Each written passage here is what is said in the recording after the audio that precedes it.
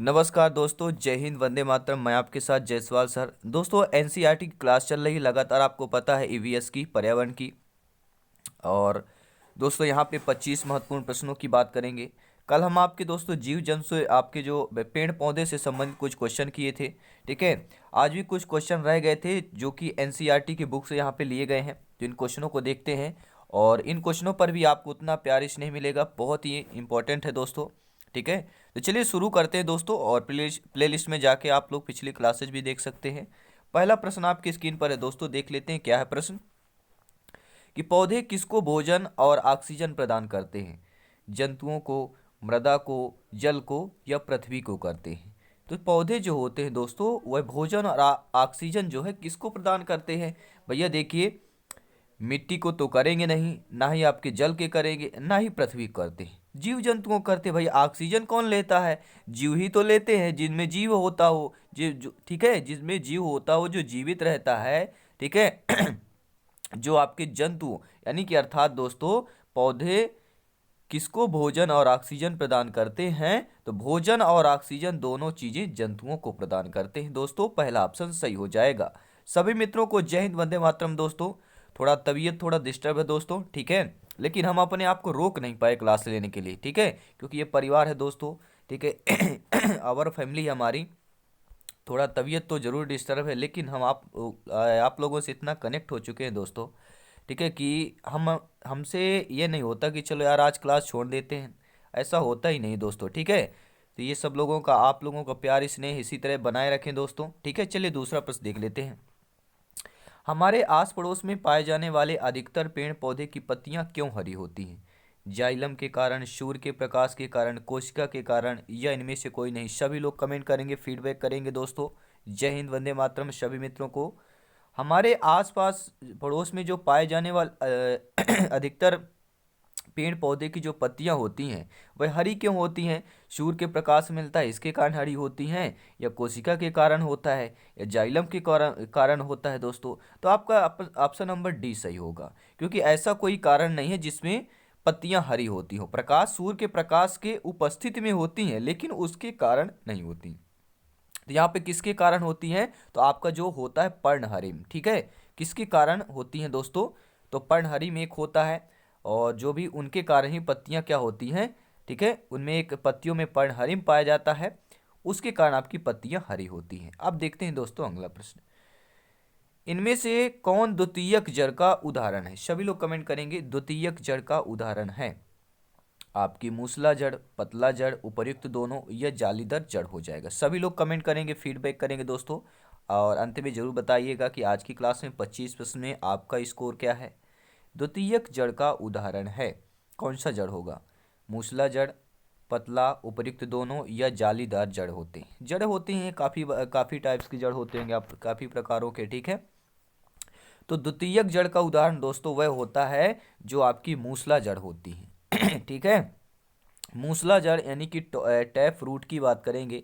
इस प्रकार की जड़ें अधिकांशतः हम लोग देखते हैं कि द्विबीजीय पत्री पौधे जो होते हैं, ठीक है, उनमें पाई जाती हैं। इस प्रकार के जड़ को मूलांकुर कहते हैं। विकसित होकर एक क्या है, मुख्य जड़ का निर्माण करती, जो मूलांकर होता है वो विकसित होकर एक मुख्य जड़, मूलांकर मतलब होता है सीधे जाता है, जो पेड़ होता है वह जड़ के तना तना से सीधे जड़ तक, वह मूलांकर, यानी कि सभी लोग समझ रहे हैं, ठीक है, मैं क्या बात करना चाहता हूँ, किस टाइप की बात करना चाहता हूँ, किस कंसेप्ट की बात करना चाहता हूँ, ठीक है, आप लोग भावनाओं को समझ रहे हैं। ठीक है। तो मूसला जड़ के चारों तरफ पार्श्व शाखाएं निकलती हैं। ठीक है। जो मूसला जड़ होती है उसके चारों तरफ आप देखेंगे तो पार्श्व शाखाएं निकलती हैं, ठीक है, जिन्हें द्वितीयक जड़ या सेकेंडरी रूट्स भी कहते हैं। अब देखते हैं दोस्तों अगला प्रश्न। अगला प्रश्न स्क्रीन पर देखिएगा। सब्जी के रूप में प्रयुक्त होने वाला आलू कहलाता है? जो हम देखते हैं दोस्तों, सब्जी के रूप में प्रयुक्त होता है आलू, ठीक है। आपका फूल होता है, फल होता है, तना होता है, ये जड़ होता है। सभी लोग कमेंट करेंगे यहाँ पे, ठीक है दोस्तों। सब्जी के रूप में प्रयुक्त होने वाला जो आलू होता है वह कौन सा होता है? तो सभी लोग जानते हैं, ना ही आपका फूल है आलू, ना ही फल होता है, ना ही जड़ है, ठीक है। जड़ में तो नहीं आएगा, मूली गाजर ये सारे क्या जड़ आएंगे, लेकिन जो आलू है वह प्रयुक्त होने वाला तना कहलाता है। यहाँ पे सी ऑप्शन सही हो जाएगा। अब देखते हैं दोस्तों अगला प्रश्न कि प्रकाश संश्लेषण की क्रिया में पादपों के द्वारा वातावरण से कौन सी गैस अवशोषित की जाती है? ऑक्सीजन, नाइट्रोजन, फास्फोरस, इनमें से कोई नहीं। सभी लोग कमेंट करेंगे, फीडबैक करेंगे दोस्तों। प्रकाश संश्लेषण की क्रिया में पादपों के द्वारा वातावरण में कौन सी गैस अवशोषित की जाती है? अवशोषित की बात कर रहे हैं, निष्कासित की बात नहीं कर रहे हैं। प्रकाश संश्लेषण क्रिया में पादपों के द्वारा, ये भी ध्यान दीजिएगा, पादप के द्वारा जो गैस अवशोषित करते हैं यानी कि वो ग्रहण करते हैं, ठीक है, वह कौन सी आपकी ऑक्सीजन है, नाइट्रोजन है, फास्फोरस, इनमें से कोई नहीं है। ठीक है, तो सभी लोग जानते हैं यहाँ पे इनमें से कोई नहीं ऑप्शन सही होगा। ठीक है, इनमें से क्या होता है, हम बात करेंगे CO2 की बात करेंगे। क्या होता है दोस्तों? जी हाँ, कार्बन डाइऑक्साइड जो होता है प्रकाश संश्लेषण क्रिया में पादपों के द्वारा वातावरण में CO2 गैस जो है अवशोषित की जाती है। अब देखते हैं दोस्तों अगला प्रश्न क्या दिया गया है। कांटेनुमा पत्तियों को दर्शाकर एक शिक्षक किस प्रकार के पौधे के बारे में पढ़ा रहा है? आप सभी लोग भावी अध्यापक अध्यापिकाएं हैं, शिक्षक बंधु है। जब आपकी नियुक्त होगी आप कक्षा में जाएंगे और बच्चों को यह बताएंगे कि कांटेनुमा पत्तियां हैं और एक चित्र बनाएंगे, ठीक है, बोर्ड पर, तो वहाँ पे बताएंगे कि दर्शाकर कि शिक्षक किस रूप में पौधे को पढ़ा रहे हैं। तो आप जब पढ़ाएंगे तो आप किस प्रकार के पौधे को पढ़ा रहे होंगे? उभयधर्मी पौधे, जलकुंभी, उपर्युक्त दोनों, या इनमें से कोई नहीं। तो दोस्तों जो भी कांटेनुमा पत्तियां होती हैं वो क्या क्या कहलाती हैं? हमारी उभयधर्मी कहलाती हैं। जलकुंभी जैसे आपका कमल हो गया, ठीक है, तो ये क्या कहलाता है? जलकुंभी पौधा कहलाता है, यानी कि, ठीक है, आई होप समझ गए होंगे। और कांटेनुमा पत्तियां वाली उभयधर्मी होता है। अब देखते हैं दोस्तों अगला प्रश्न। निम्न में से कौन सा वृक्ष उदाहरण है? वृक्ष का उदाहरण बताना है। पीपल हो गया, मेहंदी हो गया, घास हो गया, अमरबेल हो गया। ठीक है, तो पीपल यहाँ पे क्या हो जाएगा? पीपल यहाँ पे पेड़ होगा। बात की जाए वृक्ष की, बात की जा रही है, तो मेहंदी यहाँ पे आपका दोस्तों वृक्ष हो जाएगा। ठीक है, आई होप आप लोग समझ पाए होंगे। अब देखते हैं अगला प्रश्न। कीट भक्षी पादप जिस मृदा पर उगते हैं उसमें कौन सा तत्व नहीं होता है? नेगेटिव प्रश्न है, ध्यान दीजिएगा। फास्फोरस तत्व नहीं होता है, कार्बन तत्व नहीं होता है, पोटेशियम तत्व नहीं होता है, या इनमें से कोई नहीं होता है। ठीक है, तो कीट भक्षी पादप जिस मृदा पर उगते हैं उनमें कौन सा तत्व नहीं होता? देखिए उसमें फास्फोरस की बात कर रहा है, कार्बन की बात कर रहा है, पोटेशियम की बात कर रहा है। ठीक है, सभी लोग बताएंगे, कमेंट कीजिएगा दोस्तों। ठीक है, तो कौन सा तत्व नहीं होता है नीचे कमेंट बॉक्स में इसको बताइएगा। फटाफट बताइए, कीट भक्षी पादप जिस मृदा पर उगते हैं उसमें कौन सा तत्व नहीं होता? उसमें दोस्तों सभी लोग बताएंगे नाइट्रोजन तत्व नहीं होता। ठीक है, नाइट्रोजन तत्व नहीं होता, बाकी सारे तत्व होते हैं। इनमें से मूसला जड़ का संबंध किससे होता है? प्राथमिक, द्वितीयक, तृतीयक, या उपरोक्त सभी? तो दोस्तों मूसला जड़ का संबंध सभी लोग जानते हैं किस जड़ से होता है? प्राथमिक जड़ से होता है, द्वितीयक जड़ से होता है, तृतीयक जड़ से होता है, या उपरोक्त सभी होता है? देखिए प्राथमिक जड़ वो कहलाते हैं जिनकी जड़ें, जैसे आपका गेहूं हो गया, ठीक है, गेहूं हो गया, धान हो गया, जो ऊपर जो देखे जैसे मिट्टी हो गई, इनकी जड़ें केवल यहाँ तक होती, ये कहलाती प्राथमिक जड़ें। और जिनकी जड़ें अंदर तक जाती, जैसे आपका चना हो गया, ठीक है, और आपका सरसों हो गया, इसकी भी जड़ें नीचे जाती हैं, मूली हो गया, गाजर हो गया, ये क्या कहलाती है? मूसला जड़ का संबंध दोस्तों ये द्वितीयक जड़ से हो जाएगा। ठीक है, यहाँ पे दूसरा ऑप्शन सही हो जाएगा, क्योंकि मूसला जड़ की प्राथमिक जड़ नष्ट नहीं होती है। जो मूसला जड़ की प्राथमिक जड़ होती है वो नष्ट नहीं होती है, और यह बीज के केवल मूलांकों से उत्पन्न और विकसित होती है। ये भी जान लीजिए, मूसला जड़ की क्या है? प्राथमिक जड़ नष्ट नहीं होती। ठीक है, अब देखते हैं दोस्तों अगला प्रश्न। भारत में फलों के अंतर्गत सर्वाधिक क्षेत्र किसका होता है? बेर है, केला है, अमरूद है, या इनमें से कोई नहीं? तो हमारे भारत देश के अंदर फलों के अंतर्गत सर्वाधिक क्षेत्र किसका होगा? बेर, केला, अमरूद का होता है, या इनमें से कोई नहीं? तो सभी लोग जानते हैं। ठीक है, ये क्वेश्चन मैं क्रिएट किया हूँ दोस्तों। ठीक है, यहाँ आपको कुछ ऑप्शन बदले गए हैं, कुछ चेंज किए गए हैं। ठीक है, हमने कहा कुछ अलग करते हैं दोस्तों, क्योंकि इस टाइप से भी क्वेश्चन आ सकते हैं, चांसेज हैं, इसलिए हमने ये क्वेश्चन, ये आपके कंसेप्ट, ये क्लास लाया है। ठीक है, और अच्छी लगी हो तो फीडबैक जरूर दीजिएगा, और वीडियो के अंत तक बने रहें। टोटल 25 क्वेश्चन अटेंड करके जाएं दोस्तों। ठीक है, तो यहाँ पे डी ऑप्शन सही हो जाएगा। ठीक है, फलों के अंतर्गत जो होता है सभी लोग जानते हैं आम। अगर आम ऑप्शन होता तो आम ऑप्शन सही होता, आम ऑप्शन नहीं है तो हम क्या करेंगे? डी ऑप्शन के साथ जाएंगे। अब देखते हैं दोस्तों अगला प्रश्न। कुनैन नामक दवा किस प्लांट से प्राप्त होती है? कालकूट के पेड़ से, अशोक के पेड़ से, यूकेलिप्टस के, या इनमें से कोई नहीं? तो कुनैन नामक दवा किस प्लांट से प्राप्त होती है? सभी लोग कमेंट करेंगे दोस्तों। तो कुनैन नामक दवा किस प्लांट से प्राप्त होती है? ना तो कालकूट के पेड़ से प्राप्त होती है, ना ही अशोक के पेड़ से, ना ही यूकेलिप्टिस से, अर्थात इनमें से डी ऑप्शन होगा। तो कुनैन नामक दवा किस प्लांट से प्राप्त होती है? तो आपकी सिनकोना प्लांट से होती है। सभी मित्रों को जय हिंद है। एक बार वीडियो को दिल से लाइक कर दीजिएगा दोस्तों, ठीक है। अब देखते हैं दोस्तों अगला प्रश्न। हम बात करेंगे बीटी कपास की, ठीक है। बीटी कपास ये सफ़ेद रंग का होता है, यह काली मिट्टी में होता है, एक ट्रांसजेनिक होता है, या उपरोक्त सभी हो जाएगा, ठीक है। सभी लोग कमेंट करेंगे। तो बीटी कपास क्या है? बीटी कपास दोस्तों एक ट्रांसजेनिक पौधा होता है, ठीक है। बीटी कपास ट्रांसजेनिक पौधा भी होता है, सफ़ेद रंग होता है, ये ज़्यादातर आपके काली मिट्टी में भी पैदा होता है। कपास की बात करेंगे, ठीक है। तो यहाँ पे डी ऑप्शन सही हो जाएगा, उपरोक्त सभी हो जाएगा। अब देखते हैं दोस्तों अगला प्रश्न। कली का छोटा भाग छोटी पत्ती की भांति दिखाई देता है, वह कहलाता है आंतरिक दल, बाह्य दल, फूल या कोमल पत्ती कहलाता है। तो कली का वह छोटा भाग जो छोटी आपके पत्ती की भांति दिखाई देता है, वह आपका आंतरिक दल होगा, बाह्य दल होगा, फूल होगा या कोमल पत्ती होगा। आपका फीडबैक, आपका शर्मान है दोस्तों। तो राइट ऑप्शन जाएगा बाह्य दल की तरफ, ठीक है। ये पूछा गया आपके टीटी एग्जाम में, कई बार पूछा गया दोस्तों, रिपीटेड क्वेश्चन है, तो ध्यान दीजिएगा कि कली का छोटा भाग छोटी पत्ती की भांति दिखाई देता है, वह आपका क्या कहलाता है? बाह्य दल कहलाता है। अब देखते हैं दोस्तों अगला प्रश्न क्या दिया गया है। 14 नंबर क्वेश्चन है, ध्यानपूर्वक देखते हैं। क्वेश्चन है, पूछा जा रहा है दोस्तों, इनमें से कौन सी जड़ें खाई जाती हैं? ठीक है, खाने वाली आपकी जड़ बताना है। गाजर सरसों मूली हो गया, मूली शकरकंद आलू हो गया, आलू गाजर मूली हो गया, गाजर मूली चुकंदर हो गया। अब देखिए, सरसों गाजर तो खाते हैं मूली, लेकिन सरसों नहीं खाते हैं। मूली ठीक है खाते हैं, शकरकंद आलू तो आपका जड़ है ही नहीं है, ठीक है। तो ये भी ऑप्शन है क्योंकि जड़ें का पूछा जा रहा है, ठीक है। आलू फिर ये भी आपका नहीं होगा। चौथे ऑप्शन चलते हैं, गाजर भी खाया जाता है, मूली भी खाया जाता है, चुकंदर, और ये तीनों क्या है? जड़ें हैं आपकी, ठीक है। अर्थात इन तीनों जड़ों को खाया जाता है। तो आपका I think option number D यहाँ पे सही हो जाएगा। अब देखते हैं दोस्तों अगला प्रश्न क्या दिया गया, क्या पूछा जा रहा है कि इसके पौधे में पत्तियां हैं और जिन्हें सब्जी की तरह प्रयोग में लाया जाता है, और इसके बीजों से तेल भी प्राप्त किया जाता है। क्या वह आपकी पालक है, गोभी है, मेथी है, या इनमें से कोई नहीं? फटाफट जवाब करेंगे, कमेंट करेंगे, ठीक है। ऐसे पौधे में पत्तियां होती हैं और इनमें सब्जी का भी प्रयोग करते हैं। देखिए, पत्तियां पालक में भी होती है, गोभी में होती है, मेथी में होती है, लेकिन सब्जियों की जहाँ बात करते हैं तो पालक और मेथी का दोनों पत्तियों की सब्जी होती है। लेकिन उसके बीजों से तेल भी प्राप्त होता था। क्या पालक और मेथी से तेल निकलता है क्या?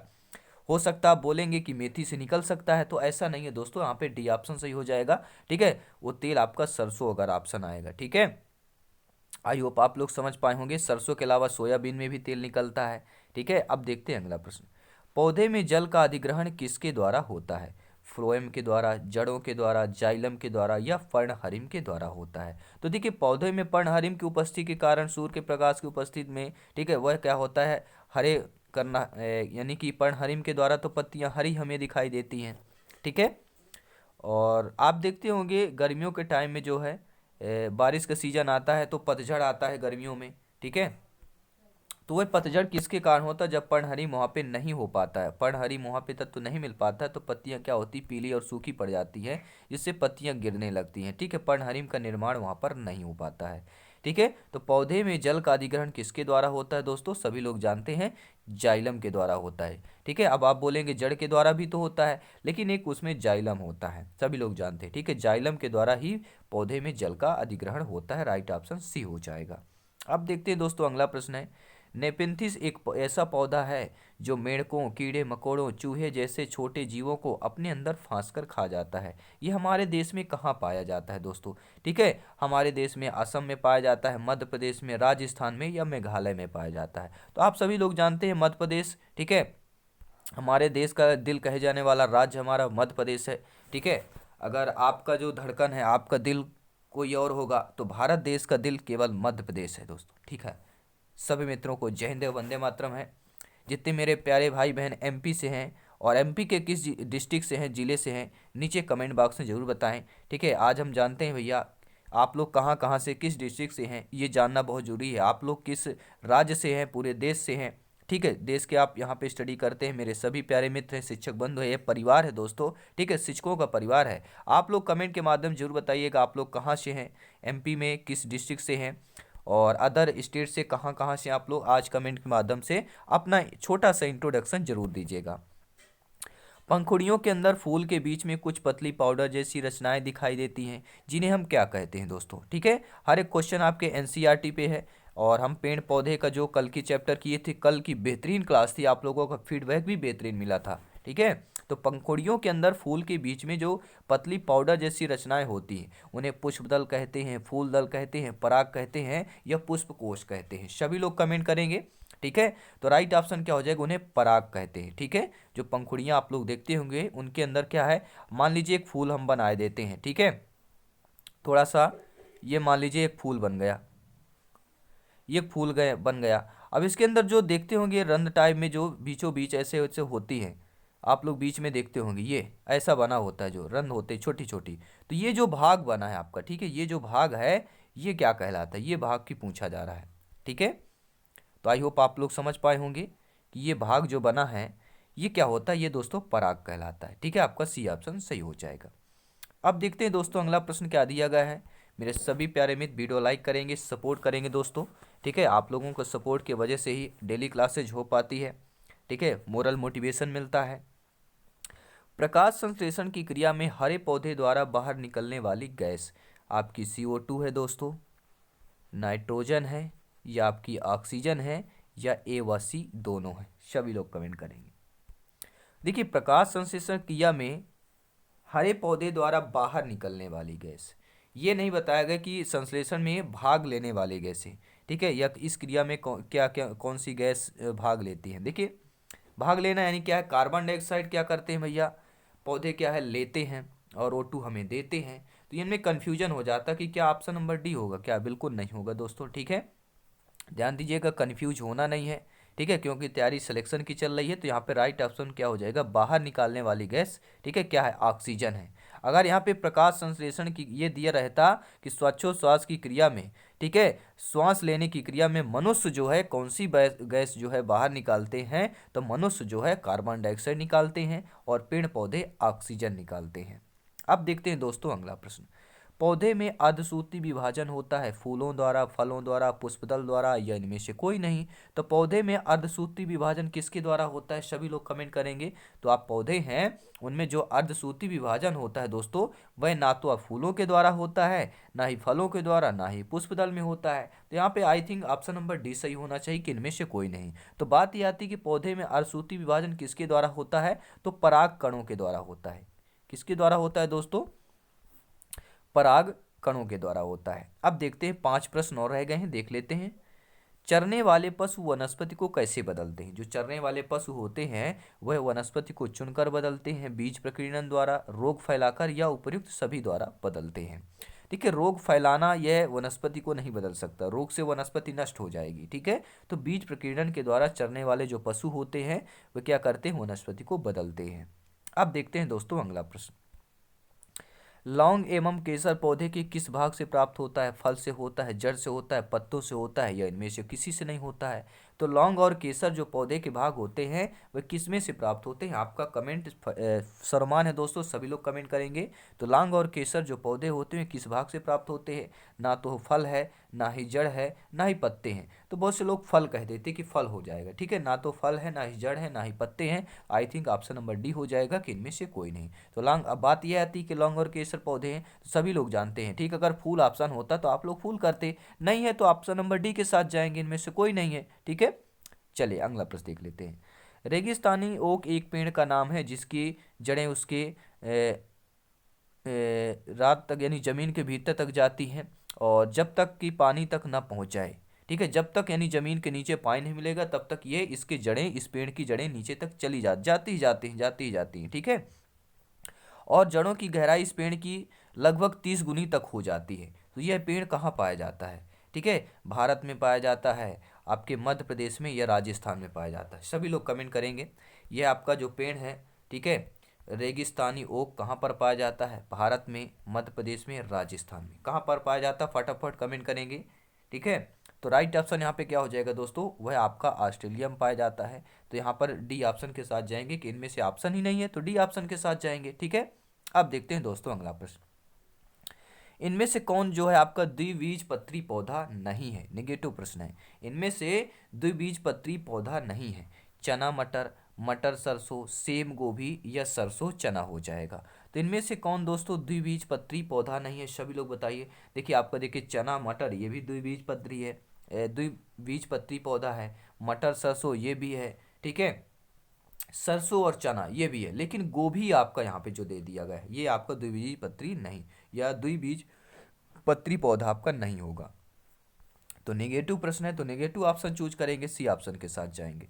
और देख लेते हैं दोस्तों, 25वां प्रश्न है, कौन सा बीज नहीं है? देखिए बीज नहीं पूछ रहा है, नेगेटिव प्रश्न है कि आपको ये बताना है कौन सा बीज नहीं है। चना, चावल, सोयाबीन या उपरोक्त सभी नहीं है। तो जानते हो कि चना भी बीज है आपका, सोयाबीन भी बीज है, ठीक है। तो चावल ये बीज नहीं होता है। अगर यहाँ पे धान शब्द होता तो धान यहाँ पे बीज में कैटेगरी में आएगा, लेकिन चावल जो है आपके बीज की कैटेगरी में नहीं आता है, ठीक है। तो यहाँ पर बी ऑप्शन के साथ जाएंगे, ठीक है। तो ये 25 प्रश्न आपको कैसे लगे दोस्तों, ठीक है।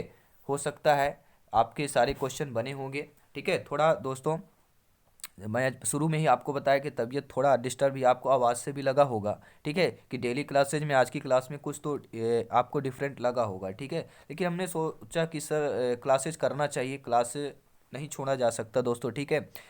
एक कनेक्टिविटी है आप लोगों से, और जल्दी स्वास्थ्य अच्छा होगा तो क्लासेज बेहतरीन होगी, ठीक है दोस्तों। जल्दी मिलते हैं नेक्स्ट क्लास में। जय हिंद, वंदे मातरम, शुभ रात्रि।